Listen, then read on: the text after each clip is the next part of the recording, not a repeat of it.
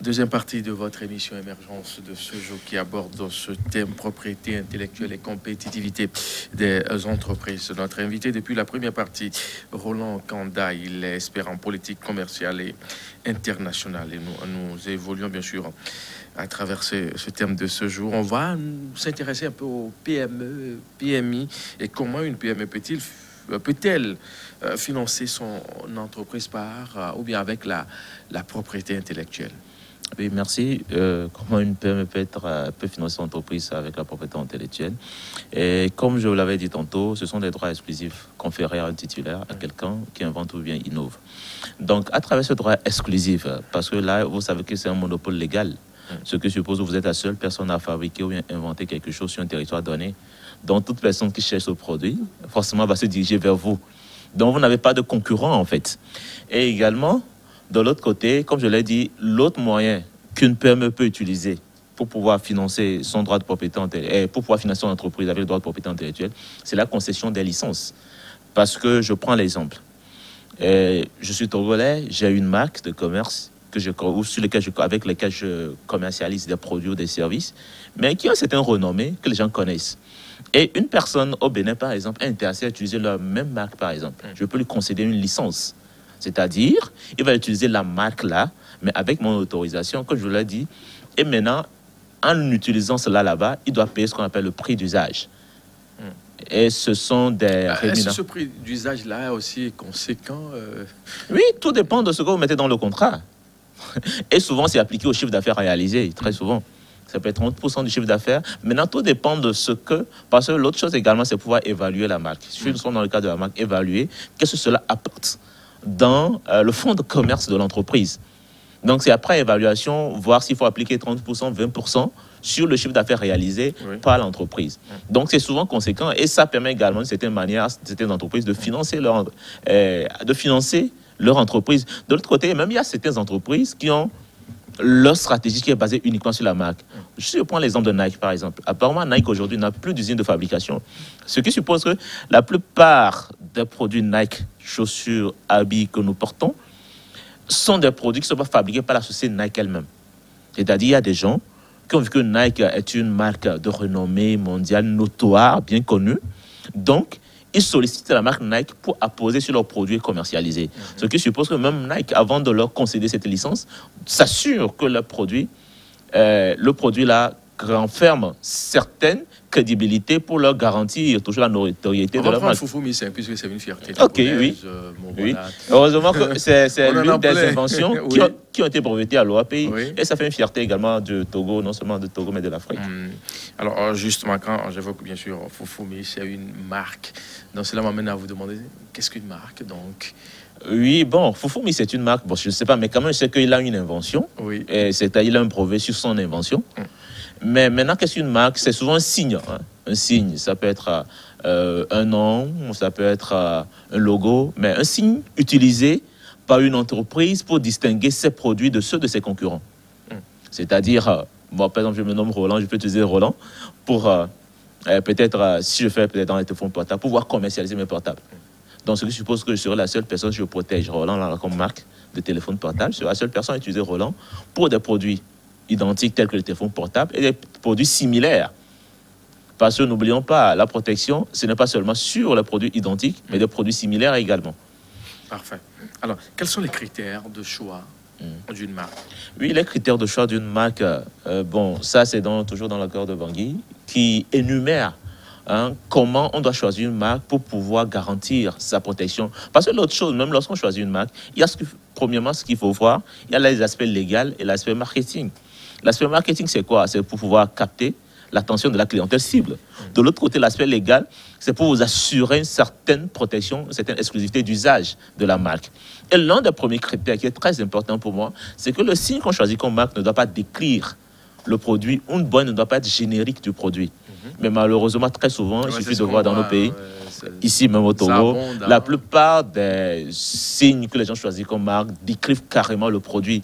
Et ça, ce sont des signes qu'on ne peut pas protéger normalement. Même si tu arrives à le protéger, tu ne peux pas jouir des prérogatives.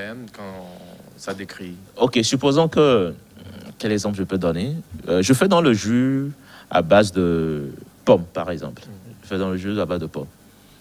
Le faire du jus à base de pommes, ce n'est pas une invention, ce qui suppose que je peux avoir le droit exclusif de faire du jus à base de pommes. Mais lorsque je mets jus de pomme, vous aussi, qui avez la possibilité de faire du jus de pomme, vous pouvez mettre jus de pomme. Oui. Donc, je ne peux pas m'approprier le mot jus de pomme pour des jus faits à base de pommes. On se comprend. Mais par contre, si je mets peut-être Roland jus de pomme, mais Roland ne décrit pas le produit. Mais ça, c'est ma marque. C'est ça qui me distingue des jus de pomme que toi, tu auras à mettre sur le marché. Maintenant, nous devons savoir que la marque également, c'est l'un des signes les plus utilisés dans le commerce. L'un des droits de propriété intellectuelle les plus utilisés dans le commerce. Et lorsque le client est intéressé par ton produit, c'est la marque qu'il retient. Et même pour le conseiller à quelqu'un, c'est la marque qui va conseiller à quelqu'un. Donc c'est pour cela la marque elle est tellement subtile et importante que lorsqu'on veut le choisir, de souvent voir tous les contours nécessaires, tous les aspects légaux. Sinon, on sera obligé de perdre de l'argent parce que, avant de rendre la marque notoire, pour la faire connaître, il faudrait investir de l'argent dans la communication pour que les gens connaissent, oui, telle marque est pour tel produit, telle marque, le produit là est bon, mais elle est portée par telle marque, pour que les gens soient quand même appelés à connaître la marque. Vous devez investir beaucoup dans la communication. Non, c'est de l'argent. Et l'autre chose, protéger également. Protéger, on ne protège pas gratuitement, il faudrait investir de l'argent.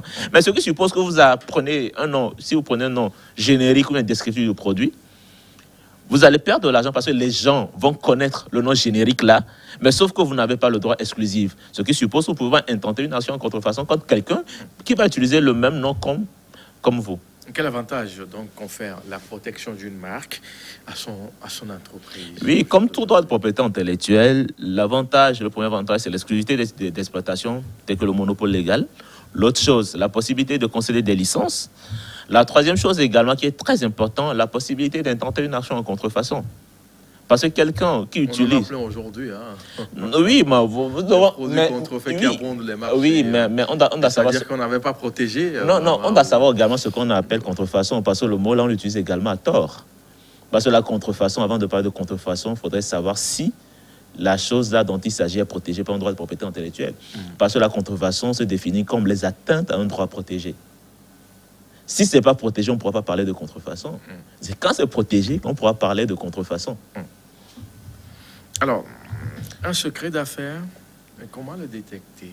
Oui, d'abord, il est important de savoir ce qu'on appelle un secret d'affaires. Un secret d'affaires. On parlait très souvent. Oui. Un langage aussi. C'est vrai que... galvaudé en quelque sorte. Mais il y a des exemples légion. Hein, oui. Quand on parle de Coca-Cola aujourd'hui. Coca-Cola, ils disent qu'ils ont un secret d'affaires qui fait légion aujourd'hui, qui les distingue des autres. Et nous avons des grandes chaînes de restaurants, tels que KFC et les McDonald's, qui disent également avoir un secret d'affaires, une manière de faire du poulet, qui fait que certains sont souvent intéressés à aller vers eux. Mais ça me gêne souvent que je n'arrive pas à donner des exemples africains lorsqu'on ne parle des secrets d'affaires. C'est souvent des exemples européens, là, ou bien occidentaux que nous donnons. Mais quand même, le secret d'affaires, c'est quoi? Cela veut dire qu'il n'y en a pas en Afrique? Non, il doit forcément en avoir un secret d'affaires. Au fait, d'abord, c'est quoi un secret d'affaires? Quelque chose qui te permet de te distinguer des autres. Ça peut s'agir d'une invention ou bien d'une information. La manière, en fait, le secret d'affaires ne se limite pas à une matérialisation industrielle. Ça peut être peut-être la manière dont vous disposez les choses dans votre vitrine, la manière dont, je sais pas, vous tenez votre comptabilité. C'est tous ces éléments-là conjugués qui vous permettent de dire que oui, j'ai tel élément qui me permet de me distinguer des autres. Donc, il y a certains, parce que vous devez savoir, le secret d'affaires fait partie de la propriété intellectuelle. Sauf qu'elle a un autre mode. Pourquoi on l'appelle secret? Parce que le titulaire lui-même ne va pas le protéger, mais préfère le garder secret. C'est-à-dire, il met des dispositions à l'interne de son entreprise pour garder l'invention ou bien l'information dont il s'agit secrète. A contrario, au niveau de la propriété intellectuelle, c'est quoi? C'est-à-dire, au niveau de la protection, c'est quoi? Lorsque vous protégez, on diffuse l'information à tout le monde. Supposons que vous avez une invention protégée maintenant. Tout le monde a l'information que oui, telle invention-là a été protégée. Et on décrit carrément comment on peut faire pour fabriquer votre invention. Ce qui suppose que toute personne peut se lever et fabriquer ou bien inventer ou bien reproduire ce que vous avez inventé. Mais sauf que là-bas, il ne peut pas le faire parce qu'il n'a pas d'autorisation de votre part. Mais avec le secret d'affaires, vous n'avez pas l'information, mais la personne dit il a quelque chose qui le différencie de vous. Mais lui, il met en place un dispositif qui garde secret. Mais le risque là-bas également, c'est que lorsque la personne déniche l'information que vous voulez garder secrète, parce que pouvoir le garder secret, c'est également une manière subtile de le faire. De le faire, oui. Si la personne, c'est-à-dire un de nos concurrents déniche l'information, surtout avec les débauchages d'employés, également, même il y a certaines entreprises... On a vu dans certaines sociétés comme ça. Hein. Oui, parce que pour pouvoir garder une information secrète, par exemple, c'est avec vos employés. Vous les signez des contrats, c'est-à-dire dans le contrat, vous mettez des clauses de confidentialité, également de non-concurrence. Mais lorsqu'il sera débauché quelque part, qu'est-ce qui prouve qu'il ne va pas aller, ce que vous l'avez appris là-bas. Bon, voilà, également, dans certaines entreprises, ils font ce qu'on appelle la rétro-ingénierie. C'est souvent dans les pays développés. Bon, c'est-à-dire, lorsqu'ils voient ce micro-là, ils vont dépiécer le micro, voir comment vous l'avez constitué. Donc, ce qui suppose que garder une information secrète aujourd'hui est un peu compliqué. Très compliqué. C'est vrai que c'est plus dans le domaine culinaire que les gens font l'effort de dire avoir des secrets d'affaires. Mais dans le domaine industriel, c'est un peu compliqué de dire avoir des secrets d'affaires. Alors, pourquoi une stratégie de propriété intellectuelle est-elle importante pour une PME ou PMI, par exemple, celle qui se veut être africaine ou togolaise? D'abord, nous devons savoir que les droits de propriété intellectuelle sont de puissants outils de communication. Pourquoi je le dis? Prenons, tout à l'heure, je viens de vous dire que le droit d'auteur fait partie de la propriété intellectuelle. Pour pouvoir lancer un produit, souvent vous allez voir des gens font des compositions spéciales pour pouvoir lancer le produit. L'autre chose également, pour pouvoir faire de la publicité, c'est autour de la marque qu'on fait la publicité. Donc c'est également de puissants outils de communication. De l'autre côté également, je disais quoi? La propriété intellectuelle donne la possibilité aux entreprises ayant des droits protégés de pouvoir intenter des actions en contrefaçon. C'est-à-dire, quand tu as un droit, tu as une invention, une marque protégée, quand quelqu'un la reproduit, non seulement à l'identique, hein, même s'il imite cela, il fait de la contrefaçon pour intenter une action en contrefaçon contre lui. L'autre chose également, c'est que aujourd'hui, nous sommes dans plusieurs accords de libre-échange, où aujourd'hui on parle de la ZLECAf également, où les entreprises s'entremêlent, d'autres peuvent aller s'installer ailleurs et tout. Mais aujourd'hui, pour pouvoir aller s'installer quelque part, il faudrait faire l'effort de s'assurer que ton droit est protégé. Parce qu'aujourd'hui, des entreprises viendront nous concurrencer sur notre territoire, ça c'est clair. Et est-ce que... tous les jours, hein, oui, mais c'est vrai que nous avons... Mais le minimum qu'il faut faire, c'est de pouvoir protéger, que ce soit sa marque, son invention, pour que la personne qui vient ne vienne pas intérêt conquis. Et lorsque toi, tu as une certaine, je sais pas, notoriété de ta marque sur le territoire, pour qu'ils ne viennent pas en jouir. Parce que la fois dernière, même, j'avais entendu, bon, il y a cela 6 mois déjà, hein, apparemment, il y avait des femmes au grand marché qui commercialisaient des pagnes sous un nom. Oui. Mais il y avait un Libanais qui est apparu, mais il a vu que le nom-là marchait très bien. Donc, lui aussi, il a commandé des pagnes sous le même nom, mais lui, il a fait protéger. Et quand il a fait protéger, il a fait intenter une action en contrefaçon, les interdisant de cesser l'usage de ce nom-là. Mais les gens commençaient par le voir, des activistes, oui, non, on doit interdire, le chef de l'État doit réagir. Mais le chef de l'État ne peut pas réagir dans ce cadre-là. Ce sont eux qui ont été négligents pour aller protéger le nom de marque. Donc, on ne peut pas accuser le chef de l'État en ce sens-là. Donc, c'est pour cela qu'il est important, surtout lorsqu'on veut se lancer en affaires, de se renseigner. Qu'est-ce qu'il est bon de faire, qu'est-ce qui n'est pas bon de faire? Qu'est-ce que je dois faire pour pouvoir protéger mon commerce? Je pense que ce sont ces quelques éléments dont nos dames, parce que même, j'ai oublié de le dire, ce qu'on appelle les dessins modèles industriels. Même leur motif. Souvent, les gens se plaignent, bon, nos mamans qui sont au grand marché se plaignent que leur motif est souvent copié en Chine, revendu sur le territoire. Mais quand tu produis, tu protèges leur motif. Personne, même si la personne reproduit, si tu intentes une action en contrefaçon, il sera obligé de te payer ce qu'on appelle les dommages et intérêts. Donc, est-ce que vous expliquez tout cela à ces bonnes dames-là? Expliquez-vous là, c'est qui? Un Roland au grand marché, expliquez ça.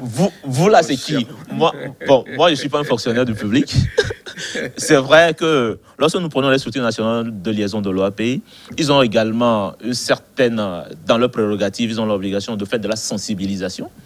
Bon, ils ne savent pas, il faut les informer. Vous qui êtes du domaine. Oui, eux aussi sont du domaine. Les structures nationales de liaison de l'OAPI, eux aussi sont du domaine. Ils ont l'obligation de le faire. Mais par exemple, quand je prends moi dans mon cadre, je fais l'effort d'initier des séminaires, même à titre gratuit, hein, pour informer. Moi, je le fais plus avec les jeunes entrepreneurs. Pas des séminaires, quand ces séminaires, c'est trop sérieux. Hein, c'est trop sérieux. Là, il faut aller. Hein, non, mais tu sais. La nouvelle, comme on le dit dans la Bible.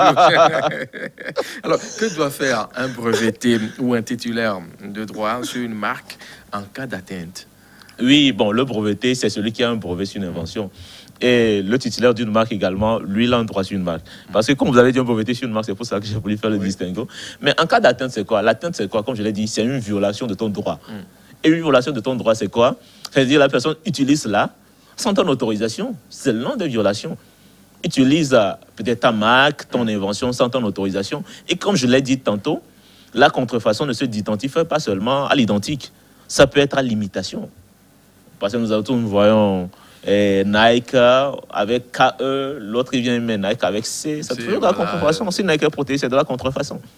Parfait. Donc ce n'est pas forcément l'identique. Donc quand vous avez un droit protégé et qui est atteinte, c'est-à-dire on viole votre droit, et la chose que vous devez faire, c'est la poursuite en contrefaçon.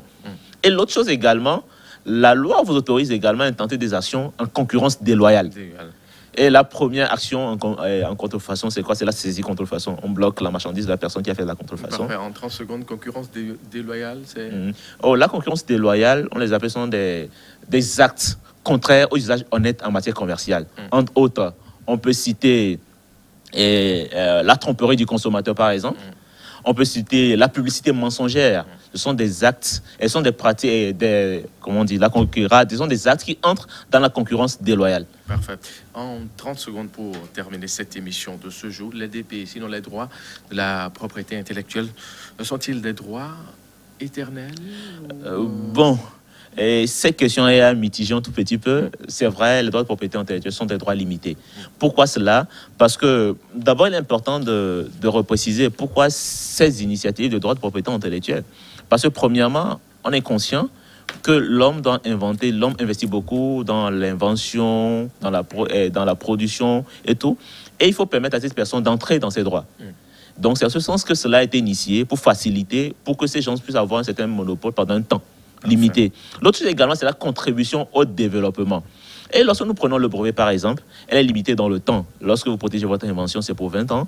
La marque, c'est quoi? C'est 10 ans, mais renouvelable chaque 10 ans. Mais elle peut sembler un peu éternelle, parce que chaque 10 ans, vous devez renouveler la protection. Parfait. Et nous prenons le droit d'auteur, par exemple. Le droit d'auteur, c'est, je pense, c'est 50 ans ou 70 ans après la mort de l'auteur. Tout dépend de la législation. Parfait, merci beaucoup à vous, Roland. Merci d'être passé. Merci, le plaisir partagé. Messieurs, mesdames, merci pour votre fidélité. Roland Kanda, expert en politique commerciale internationale, a été mon invité durant toute cette émission de ce jour. Prenez grand soin de vous. On se retrouve très prochainement pour un autre numéro.